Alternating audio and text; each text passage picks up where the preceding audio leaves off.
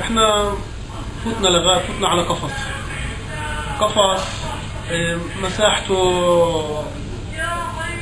مساحته كبيرة بس كتير صغيرة بالنسبة لعدد الموجودين فيه فوق 100,000 بني آدم.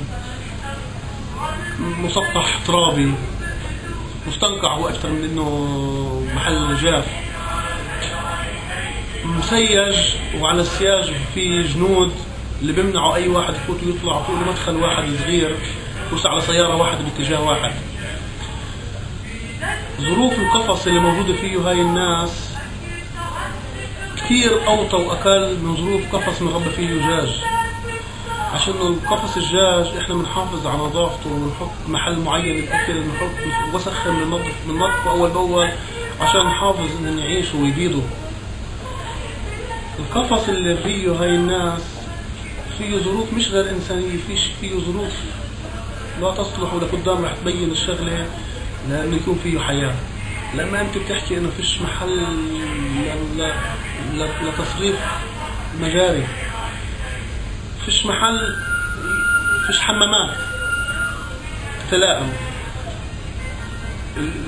UN أو هيئة الأمم المتحدة بدها من هدول اللي بيساعدوا من الغرب وكأنهم بيساعدوا، قال عاملين حمامات بحسب التيكن، حسب المعايير الدولية.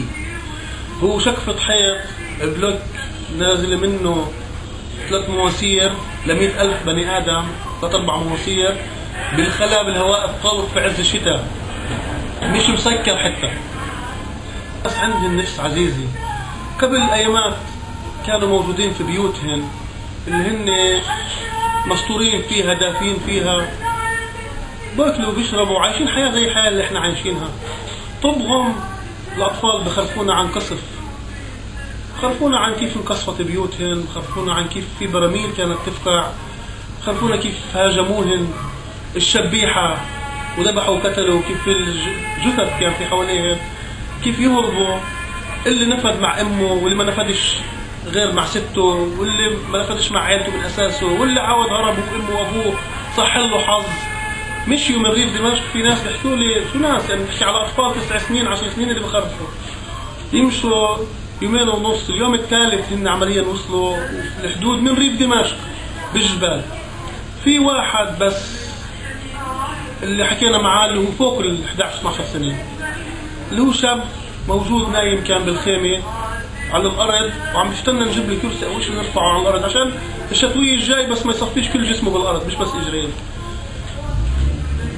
احكي لنا إنه هو من ريف دمشق هرب، والصدفة هو وقت الفترة اللي هرب فيها هي لما أجت الثلوج وأجت العاصفة على المنطقة، وهو مشي بالثلوج.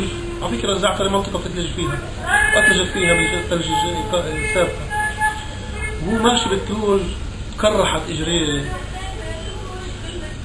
لما وصل على المخيم لسه اليوم في غرغرينة بإجريه، عم بيخططوا يقطعوا له إجريه، بس فيش عندنا المعدات الكافية. أبسط كان بنفذ من عملية قطع الإجريه، المفروض تكون عملية بسيطة يعني. فقد إجريه هذا شيء أكيد، بس السؤال هل بنفذ يعيش؟